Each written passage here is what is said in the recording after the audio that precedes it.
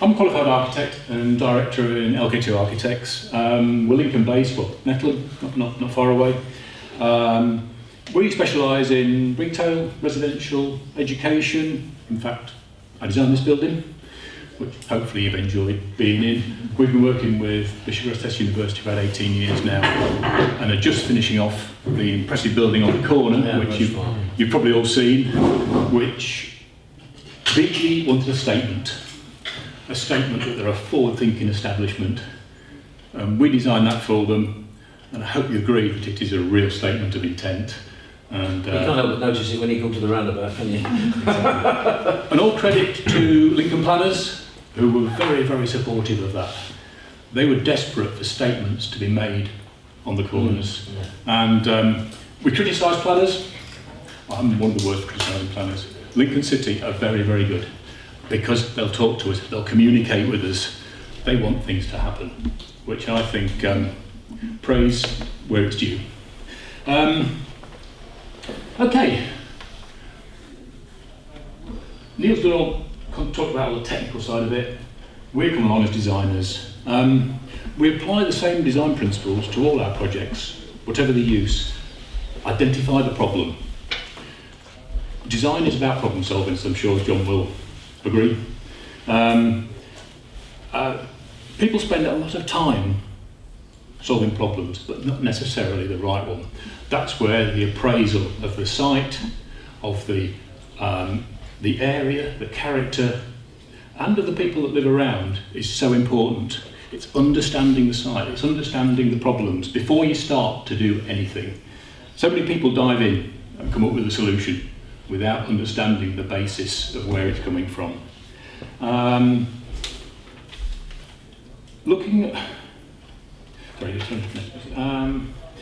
Thorough analysis will enable us to identify the significant issues which need to be identified and the opportunities and constraints to be established. It's setting the ground for where you start, where you're coming from. And so many schemes that we see, I suspect this hasn't been done strongly enough. They come up with a solution, but it isn't necessarily the right one.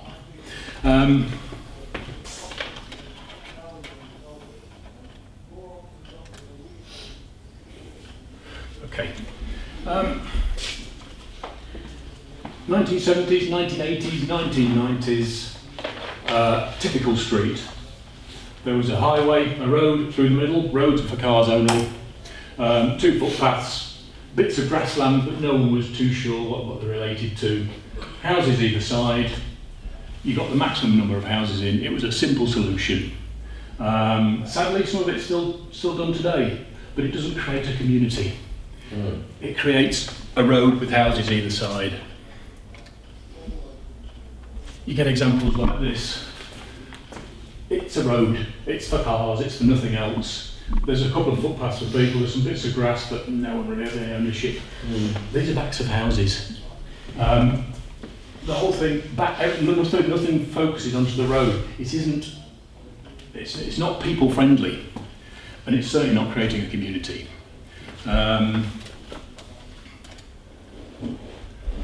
Again, another example. It's soulless. There's some bit of greenery in this. At least the houses face onto the street. You're likely to know your neighbours either side, maybe someone across the road, but there's barriers. It becomes difficult to form a proper community. This is an example of a scheme that we're working on at present. It's in planning. It's a site in Kings Lynn, just north of the town centre. So it's an urban site. It's a site with problems. It's a former fuel depot, still polluted, very heavily polluted. This is a disused industrial estate, which is a mess. And these are 2 council estates here, which have their problems, to say the least. It's not the ideal site you'd choose for a quality housing development. It's got everything against it. This was the scheme that was done for Outline by another architect. Our client bought it with this. The thought hasn't gone into this. It's been an exercise in getting as many houses on as possible. They identified some reed beds. They're not reed beds, they're full of pollution. there's nothing you can do with them. But as a sop to planning, they left them in, which has caused us all sorts of problems, and stuck houses anywhere they could. I mean, these are just houses along roads, very little thought went into it, no sense of creating a community at all.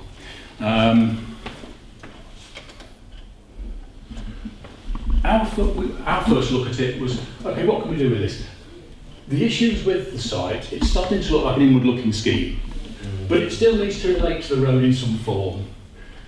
First look was an arrival point. You arrive into a space, or a series of spaces, or a street, and then you move through into, again, an area, or a courtyard, or a space, which is overlooked by houses. You then move through a series of more confined spaces to other courtyards. What we're doing is we're starting to create a series of communities. This is a very initial concept sketch, public open space. Well, I've got houses here, they don't relate to it very well, but it's starting to form the basis of exploring ideas. This was a response, say, from the analysis that we've done, identifying the issues and opportunities. There's a big easement runs across here. There was all sorts of issues with the site, but we're starting to try and put together a community and a series of communities. This was the next stage of it. We decided to move the access because there was an outline planning issue with it. But again, it's coming into a road. We're putting a bit more meat on the bones here. We've moved the public open space so that more houses relate to the public open space, rather than the quite often thing is to stick it on the edge.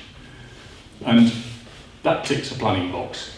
We wanted to make it so that as many people as possible benefited from that public open space. And then you're moving through a series of, we're trying to get away from the estate type road. These are roads that are of different surfaces, different textures, different widths, so that they are shared surfaces. They're not just for cars, they're for people, they're for cyclists, and then you get into these areas, they're for the community. The community can have parties in them. It's about giving spaces and giving the surfaces back to people. Hopefully you're leaving more than one parking space per house. It is. So you end up with all the cars on the road, and then you can't get by because it's a one car width road. Yeah. There is more than one car space, but that is a bit of an ongoing discussion as to how many. Did you retain the density that you did before, or were you allowed to reduce the number of houses? We reduced the number. Oh. Yeah. The developer that we were working with is very good. They want the right scheme rather than the absolute maximum, which is a refreshing approach. Okay. Quite a few developers we work with actually, you can push the scheme too far, and that to keep the real quality, we did reduce the number. But again, we're creating a series of communities that people can relate to. You would tend to know, if you lived in here, you would know the people that live in these areas. So that's the approach that we were taking, and this one is that's the final layout. For an inner city, it's a fairly green site. This is quite a substantial area of public open space, but we are creating open spaces throughout the scheme. You're pleased to know that you can still turn your fire engine around in all of these, but they're not necessarily the normal shaped roads. Highways take one look at that and throw their hands in horror, because we don't want to adopt that bit that we don't need to adopt, is their approach. But okay, North Norfolk were an interesting highways authority to work with. They didn't believe in this approach at all. They wanted the highway, 2 footpaths, bits of green either side. They were very much 1980s, but we've worked with them and we've got a compromise there. So this scheme probably doesn't go quite as far as we'd like, but a lot of what we do is compromise. It's coming up with the best compromise that we can get. And this one is just an example of the entrance into the scheme. Although we didn't want the scheme to frontage face onto the industrial estate, there's still a presence onto the street. So we've created this entrance in, it's a street, it's contained, there's no cars parked in here, the roads go either way, there's a definite stop. You're entering someone's space. That's the important thing that we wanted to create. Rather than a state road that you could drive down at 30 miles an hour because I'm in a car and it's my road, this doesn't give that appearance. And it changes as you come around the corner, the materials change, the width changes and then opens out again. Can I just ask one question? In your initial scheme, you had what I thought was a rather good idea. You came into, as it were, a reception. Yes, You've lost that. yes. And that's one of the most important things in the concept. It It makes was, such a difference to come into that sort of space for a start. it didn't work in this location. We had to move the entrance due to planning Yes, requirements. I know that. And because of the amount of public open space that we had to provide, it didn't work in this location. Otherwise, I'd love to have kept it. It was I mean, you know, we do have to compromise, don't we? We have so many people. The jewel in your crown you've thrown away. I don't think it was. I think generally the spaces that we've created are the jewel in the crown. Yeah. It would have been nice to have been able to do it, but I think what we've created elsewhere more than makes up for that. Okay. This is a scheme down on Tritton Road, LN6, which we're working on. They've built this first part out. That changed actually, so that's slightly different than some of the later sketches. But again, we applied the same principles. On this one, you do arrive into a space, and it was really nice because you come in, it opens out. Again, a very thorough analysis. We in fact did an analysis of a significant length of Tritton Road to show how it opens and closes in a series of spaces. And we put the case forward that it was right to... It's a touch one. Didn't realise that. There we are. Maybe that's what little arrows on the side of the screen are for. You just touch it. Oh, that's good. Save you walking over there, won't it? We've got tree belt all the way along here. We did cut it back very slightly, but not an awful lot. But again, we put forward the argument that it was right to keep this as an open space here and develop around it. Again, series of, you enter in to an arrival space, you then move through to another space, and it's a series of spaces and streets. Again, creating communities where the car doesn't rule. In fact, the car doesn't have it has a specific space that not necessarily is outside that house. Yes. Mm. Yeah. Let me see if that works.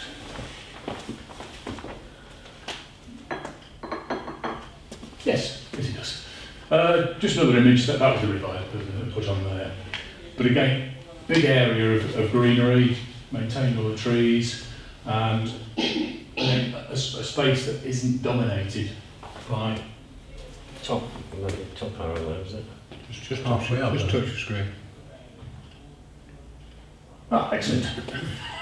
Just some images of, again, creating streets that narrow down, spaces that open out, trying and using different material, trying to get it back to people, spaces for people and communities.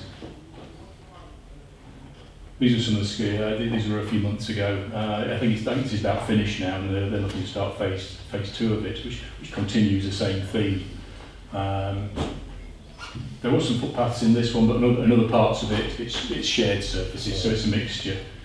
But again, getting rid of a road here, the developer would quite like a road going through there, but I won the argument of having a footpath.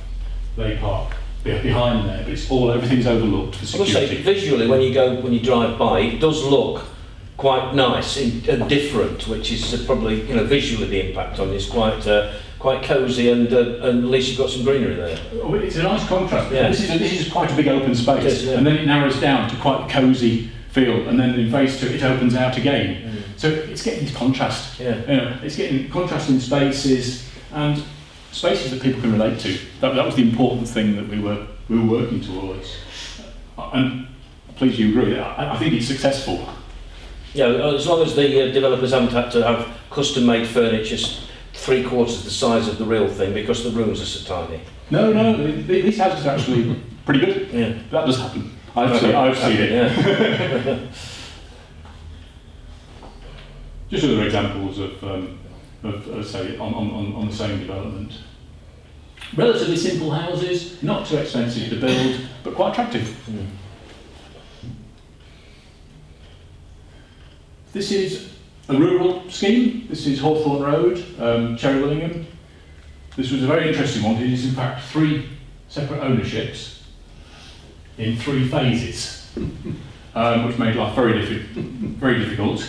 But again, we applied the same principles. This was generally Hawthorne Road mostly is either linear along the road or is a housing estate, along the principles of what we looked at earlier. We had public open space here, but none of the houses actually related to it, which is crazy. We designed a scheme where courtyards of houses relate to the public open space. This was the first phase that we worked on. And then the other phases, they all link through, so it's a series of spaces that people can relate to. As you're driving through the scheme, you're driving through someone's space. You're not just on a road. And I think that's very important. Mm. It changes drivers' perception. And you're taking away the fact that they'll do 30 miles an hour down a road. If it doesn't look like a road, and that the idea is that hopefully it makes them feel a little more uncomfortable and slow down because people are using it. Interesting one on this scheme was that we started out with 1 parking requirement level. By the time we got down to the end, it had been raised significantly, and that started to detract from the scheme. We were having to provide more and more parking, and I think in the end it was detrimental to what we were trying to do. But it seems to be a battle at the moment with highways, in that they are demanding more and more parking. There's a problem here, isn't there? Because highways are probably right in saying actually there's many more cars, Yep. and you might put in the minimum amount, but in reality the place is going to look like a car showroom by the end. Yeah. Every space will be filled, people will be parking on the pavements. The dilemma is, do we constantly keep trying to accommodate however many cars people might have? There needs to actually be a change in approach from people of having less cars sooner or later. Yeah. It's a very difficult one. It is, yeah. Which is public transport facilities. I mean, the South Highcombe development, which you may be familiar with, that's very rabbit warren-y in my view. Yeah. And you know, you're in the kitchen and a car goes by that's around another car. I get lost. A friend of mine lives there, and I just get lost trying to find where they are. But that's cars parked on the roadside. If you've got an estate version, unless you're very good at getting near a garage door, you'll overhang the pathway and things like that. And that's, in my view, what not to do for a community, because it's not evolved in the right way. And if you've got more than 1 car, you're immediately parking on the pavement. Yes. Yeah, I mean, with There might this, about 3 or 4. Yeah. Which is, but nearly all these houses, there are two parking spaces Yeah, anyway. yeah. I think once we get to 3, I think it's going, and plus yeah, visitor. I think once you get into those levels, you're talking about incredible amounts of parking. well, not only that, I think you get into a point where the developers will not start to build houses of that nature unless you take them into a whole new price range then. That's right. Yeah. I mean, it's a different point, but we have worked as developers with other partners, and I've seen, I'd say we work closely with developers. A lot of these sites are marginal. Yeah. These ones particularly, the King's Lynn one is incredibly marginal. They're having to spend so much money on it. The fact that there's no social housing on the site is the only point that alters the balance and makes it just feasible. Most developers will not touch that site because it is so borderline, and a lot of these are as well. The general impression is that developers are making lots and lots of money. Who owned the site, who sold it to the developer? Who owned it? Who was the initial landlord? I'm not too sure. Someone that had bought the land, got outline planning on it, and then sold it on. And that is some of the big house builders that have got huge land banks, they are making incredible amounts of money. But on sites like this, where it's local developers, they're often not. And when they've been hit by big Section 106s, are we still into Section 106s, or have we changed those? No, it's still Section 106. Section 106s. Well, yeah, we just negotiated 1.2 million from a 106 money, so... Because the community levy is quite being talked about, and is it with some authorities, isn't it?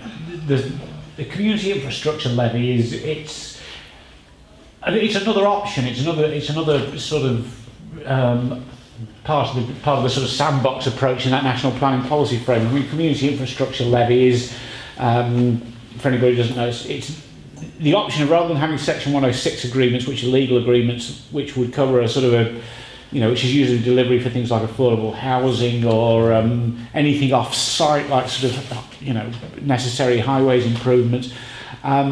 Section 106s by law have to be directly related to the scheme, which is a little bit legally complicated at times. What community infrastructure levy is literally the ability to set a tariff.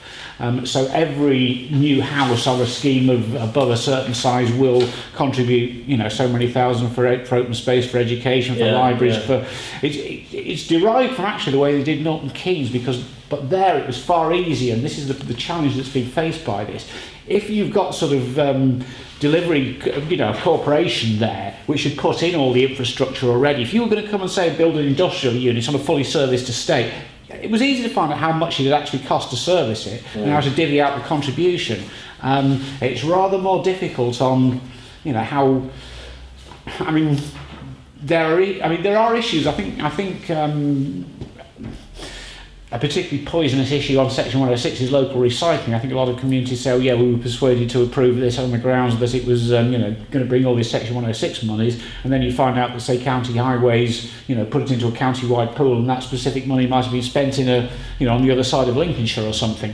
There is the blackmail that if you don't take it, then the affordable element that you're getting it for will go somewhere else. Oh, that's indeed. I mean, affordable housing is a very specific one. I mean, whether it goes on site, whether it's in the form of monies, whether it. As I say, it's not really one or the other either. It's quite often the case that you would need both, because you might have a scheme where you need to sort of, have the community infrastructure levy in place for the individuals, but that site only comes off if, say, roundabouts on Bogthorpe streets massively extended, which is only specific to that scheme, so it still needs a Section 106 in place. So it's the two sort of live together, don't they? Right. Okay. I'll just run through. Oh, I can do it. Can't I? That was a far longer answer than you were expecting. No, sorry. That's fine, thanks. Well, it just demonstrates what a minefield it is, doesn't it? Well, you need a resident expert to guide you through it every time. Exactly. Just a series of images through this scheme. Again, creating streets, nicely landscaped. Some cars within the streets, some within car parks at the back, some within the properties. It's about creating this variety and spaces that people can identify with and start to form communities. And that's presumably a communal space, is it? So there's an issue of maintenance. There is a management company. Yeah. It's a leasehold concept in that respect, isn't it? Only for the public spaces, and that's where it's crucial that it's a good management company. With that particular example, those guys run a good ship. They do look after the spaces, and that's the crucial bit. If they don't get looked after, then it starts to fall apart a little bit. Well, they sell it off and then another one comes in and starts cost-cutting. It's a difficult problem, isn't it? It is. That's why it's so important that they are managed properly. It isn't just a case of we'll develop it and scarper quickly. You need someone that's actually going to look after it for these to work.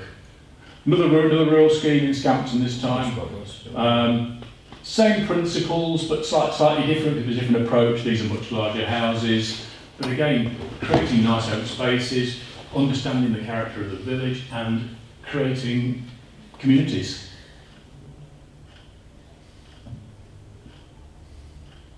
That's just one of the images from the scheme. Slightly different, just run through very quickly.